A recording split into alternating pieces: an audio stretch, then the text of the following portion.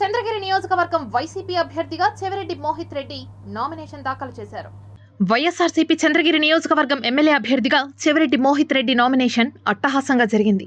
ఈ నామినేషన్ మహోత్సవానికి TTD board chairman, Tirupati MLA Bhumana Karunakar Reddy, రాష్ట్ర మంత్రి RK Roja, Chittoor YSRCP MP అభ్యర్థి రెడ్డప్ప, వైసీపీ ఎమ్మెల్సీ డాక్టర్ సిపాయి సుబ్రహ్మణ్యం, చంద్రగిరి నియోజకవర్గ ఎమ్మెల్యే చెవిరెడ్డి భాస్కర్ రెడ్డి ముఖ్య అతిథులుగా హాజరై ప్రజలను ఉద్దేశించి ప్రసంగించారు.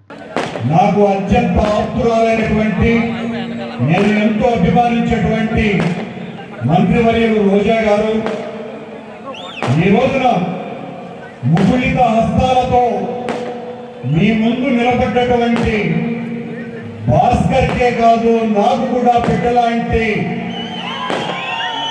మోహిత్ను గెలిపించమని చేతులెత్తి మిమ్మల్ని అందరినీ కూడా వినయపూర్వకంగా నమస్కరించడానికే నేను ఇక్కడికి విచ్చేసినాను అని తెలియజేస్తున్నాను. ఈ రోజు మీ అందరూ కూడా మమ్మల్ని ఆశీర్దిస్తున్నారు. ఆ నమ్మకం నిలబెట్టుకునేలాగా భయంతో, బాధ్యతతో మీ అందరి కోసం పనిచేస్తానని మాటిస్తున్నా. అదేవిధంగా గత 5 సంవత్సరాలు